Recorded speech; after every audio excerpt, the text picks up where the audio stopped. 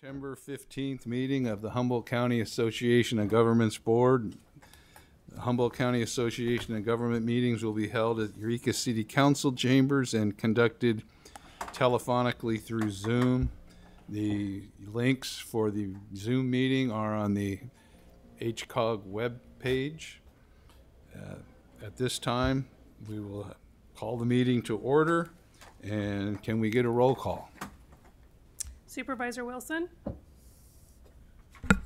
I am here as the alternate for Supervisor Wilson, Steve Madrone, 5th District. Thank you.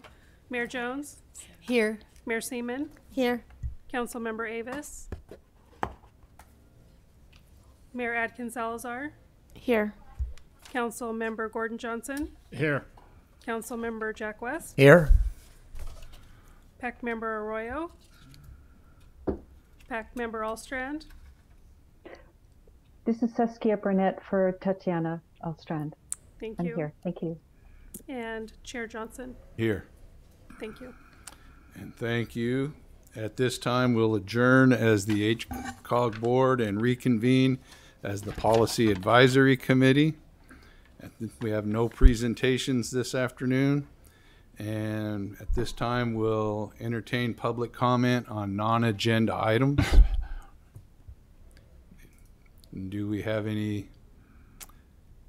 Seeing none, we will move on to the consent calendar, consisting of AB 361 findings, approval of the meeting record for August 18th, TDA Development Act 2% bicycle and pedestrian allocation request, and approval of the City of Arcata fiscal year 22-23 LTF claim. Does anybody wish to pull anything or have? For item B, approval of the meeting records, I just have a clarification on that. So if we need to pull that, or I can give it now, whatever you prefer. Yeah.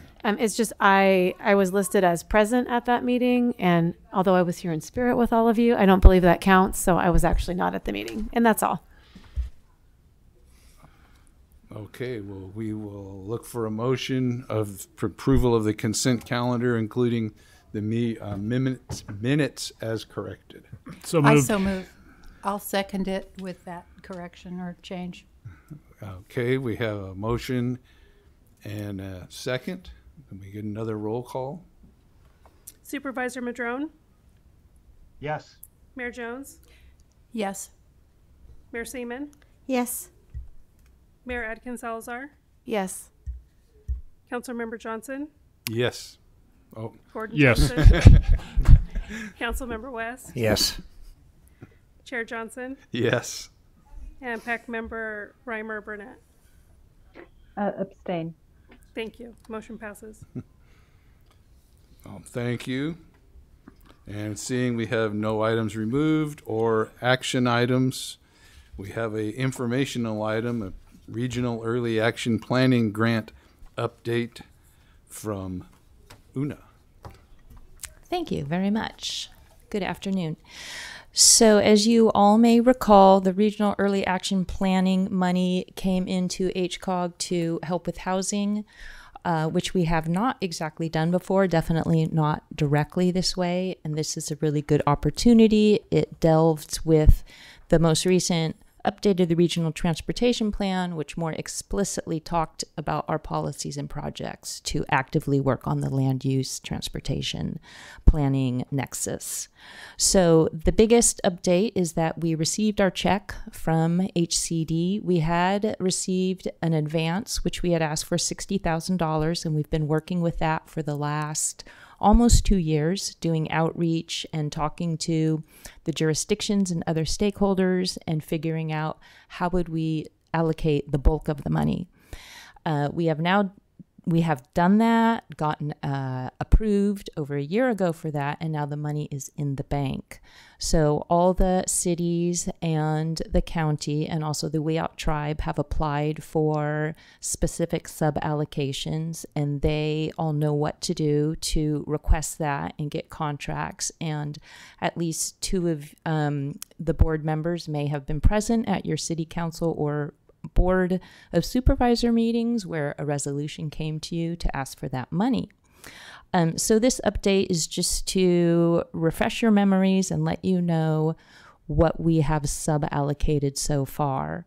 So from the original program of REAP, we are required as the COG administering this program to do both education about what the RENA process is and share outreach and best practices with local officials and staff and stakeholders, basically all to reach the goals of meeting the state's goals for addressing the housing crisis.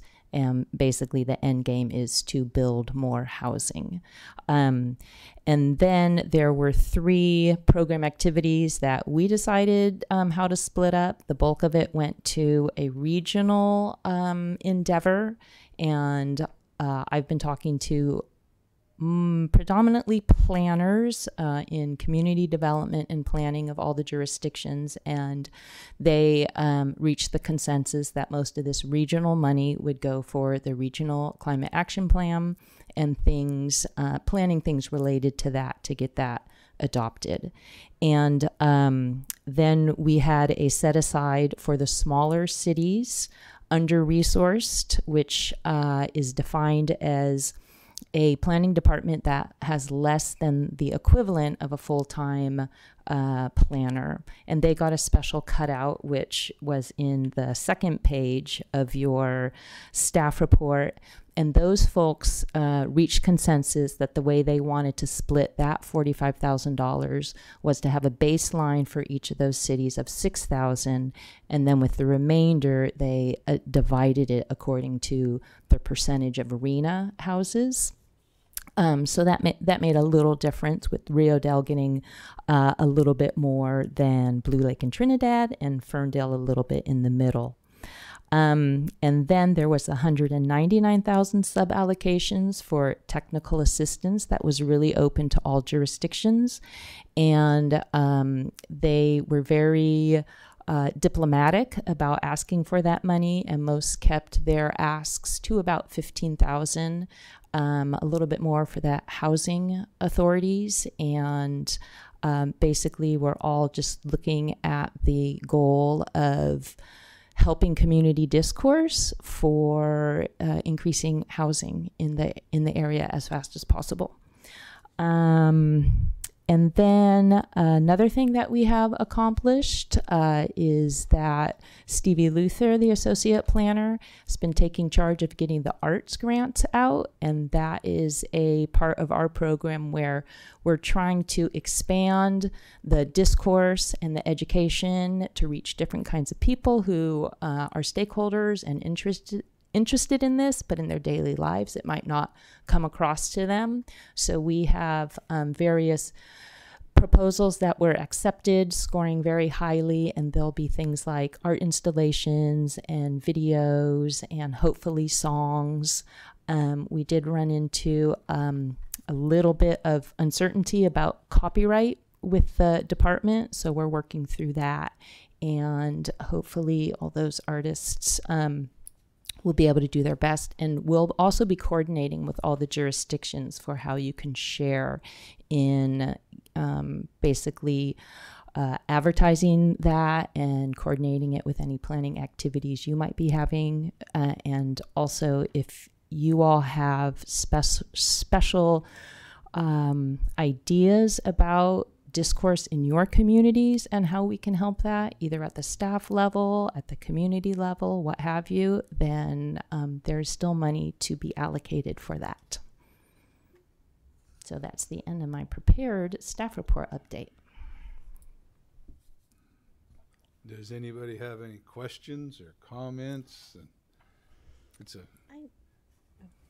I just wanted to say, for the Eureka co-housing authorities, for a lot of people that aren't super familiar with that, that is the housing that's kind of the public housing over by Winco, and the repositioning plan will allow them to both upgrade the housing and build new housing, because they'll be able to work with a developer. And so we're really hoping that they'll be able to take that, and they can fit a lot more housing on that space.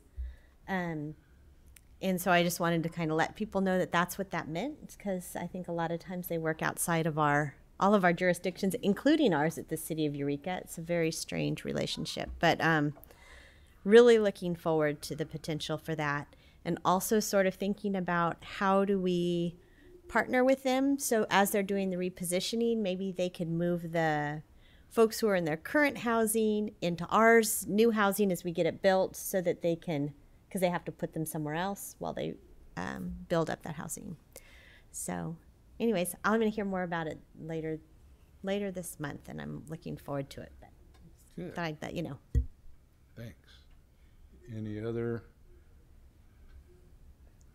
Okay, well, thank you.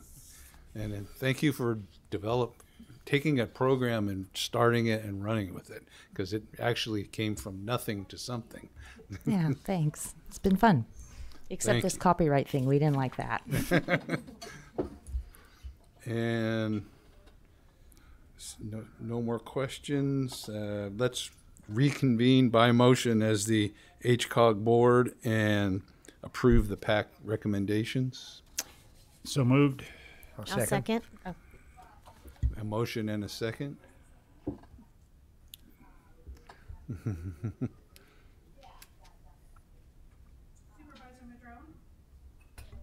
Supervisor Madrone, Yes. Mayor Jones, Yes. Mayor Seaman, Yes. Mayor Atkins Salazar, Yes. Councilmember Gordon Johnson, Yes. Councilmember Jack West, Yes. Chair Johnson. Yes, Thank you. Motion passes. thank you. And we come to the executive director's report. Yes, thank you. I have just a couple of quick updates. At the last meeting, we talked about Humboldt Transit Authority being awarded the TIRSIP grant, and part of that award was hydrogen buses. And a question had come up that I was supposed to report back on was, when would the first buses start arriving? And that is expected, if all goes to plan. They would start arriving in the fall of 2024 through the spring of 2025, and the fueling station would come online basically coincidental with the first bus arrival. So that's the timing on that. There's also, or separately, we have your board has been getting infrequent updates about the safe supplemental patrols, and we still haven't had any confirmation that EPD has been able to resume their patrols on the corridor. But for the first time, we actually have statistics related to the additional deployments that CHP does on 96 and 36. And I think this is really interesting. So year to date, since we haven't received these before, we looked at the whole year, and they've completed 70 deployments. And during these deployments, they provided aid to 275 motorists. These are people stranded on the side of the road. Additionally, they gave 69 verbal warnings and issued 48 citations and made 1 arrest for a DUI. And then looking at a monthly statistic between our last board meeting and now, they've completed just 5 deployments, but even in that time provided aid to 28 motorists, given 2 verbal warnings, and issued 4 citations. They traveled 883 miles on both those highways, and 2 were conducted on 36 and the rest were on Highway 96. So I will be able to get these statistics monthly from here forward. And, really the point of the SAFE program is to provide aid to motorists. So I was really shocked that we've been, helping that many drivers. And we know that there's not good cell reception on these highways. So it really does make a big difference. And they're really being strategic about when they put out the additional patrol, and thinking about when traffic is highest on these different roads and trying to hit those days. So maybe a Saturday or a Friday, depending, like if people are going out to Ruth Lake, or maybe they're coming home on a Sunday, they're trying to keep track of all of that and make sure that their deployments are coinciding with the heaviest travel periods. So we really appreciate getting this information and look forward to being able to report to you all monthly about what they're up to. And then the final announcement, probably several weeks back, you all should have received an email invitation to register for the Accessible Public Meetings training. This is a training that HCOG is sponsoring as part of our equity initiatives, and it's going to be led by Peggy Martinez, who is a local consultant of principal or creative inclusions, and it actually be here in these council chambers on September 21st from 10 to 11:30. And this is really focused on how we can do our outreach to be really inclusive of those who have a variety of disabilities. We'll cover demographics, local demographics, things not just about like, is it ADA accessible? Can we get into the building? We'll talk a little bit about that too, but how can we make our presentations more accessible? And just again, the idea is to be really inviting so that it's a comfortable place for everyone to participate. And we have opened that training up to all of our member jurisdictions. So far, we only have about 16 people registered. We'd love to see more. We have tried to reach out, but if there's, in your individual jurisdictions, if you think there's staff that would benefit from the training, please let them know. I'd be happy to resend the registration. And we'd love to have as many people participate as possible. So that concludes my report, and I'm happy to take any questions. Anybody have any? Yes, Mayor Jones. Yeah, hi. So you said, going back to the Eureka PD, they're not patrolling the 101 corridor anymore, and didn't we allocate money for that? Yeah, so we did, and they'll work off that contract as they have staff available to do the patrols. So in the meantime, they've just indicated that they don't have the staff resources to do the extra patrols. So that money is still waiting for them, and if they were able to staff up or have extra capacity, they could resume at any time. Any others? Okay, seeing none, we'll move to Caltrans Reports. Hello, everyone. My name is Saskia Burnett, and I work with Tatiana in the Regional Planning Unit as the Humboldt County Regional Planner, and I also am a District Transit Rep. And Tasha asked me to pass along a few items as she is out. And the first report she wanted me to pass along information is that she attended the Del Norte Local Transportation Commission meeting last week. And her update on the last chance grade is that Caltrans expects the two-way traffic to reopen in early 2023. And hopefully within a month or so, we can provide a more specific date on when the two-way traffic will be restored.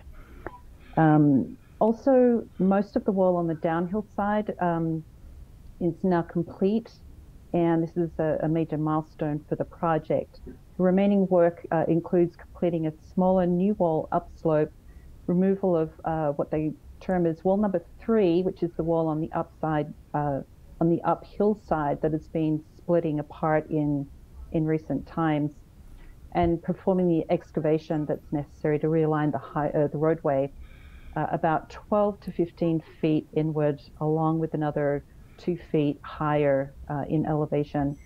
And additional other minor operations throughout the grade are also remaining. So that is the information, the latest information we have for that particular project. Another item that I would like to pass along relates to the the Highway 299 at US 101.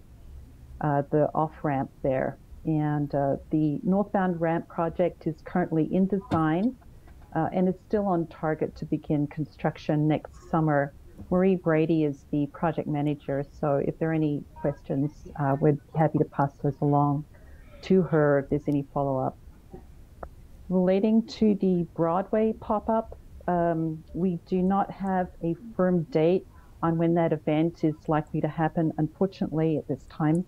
Joe Caminiti, who's the District Complete Streets Coordinator, he mentioned that the tentative schedule is still to hold that pop-up sometime this month, but unfortunately we don't have a confirmed date in our schedule. So anybody who's would like project information on that can go to the Caltrans website, District 1 Current Projects page, and there's a link there. So probably if you have any questions about that, then I can certainly make a note or pass it on to Joe Caminiti, and they can help you a little further on that. We had hoped that it would be mid-September, but it looks like it might be a little later.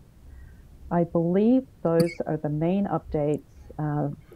The Eureka Arcata corridor, I have been informed from Jeff Pimentel that the bid opening is scheduled for October 4th, and that he mentioned that he will provide an update on that at the next board meeting and also the TAC meeting, which is the meeting that I attend for Caltrans. So if anyone has any questions, I'd be happy to pass along any comments to the right people. Thank you. Any questions or comments? Well, seeing none, thank you very much for the report. And I think we all look forward to a couple of those, the bid opening and the last chance grade two-way traffic. So thank you. Thank you. And was it PAC member reports? Do we have Council Member Arroyo? So nothing there. Any comments? Yes. Thank you, Chair Johnson. My seat next year will be filled by somebody else. I'm not running for re-election as council member from in Rio Dale. And what that's going to mean for this body is that for the last 7 years or so, I've been your representative to Congressman Huffman's stakeholders group on the last chance grade. And there's a meeting scheduled, on-site meeting scheduled in about 4 weeks. And we're going to be looking at the north end of the proposed work where there'll be a bridge through old-growth redwood forest, of all places, to today put a bridge. This is probably not the most desirable, but it is going to be a fact of life, and we're going to be talking about mitigation. What possible ideas can we come up to mitigate a sizable take in World Heritage Forest? So it looks to be an interesting meeting. So, thank you. Thank you. I may want to try and make that one myself. Okay. Well, seeing no other further comments, questions, we will call this meeting adjourned, and thank you all for your participation.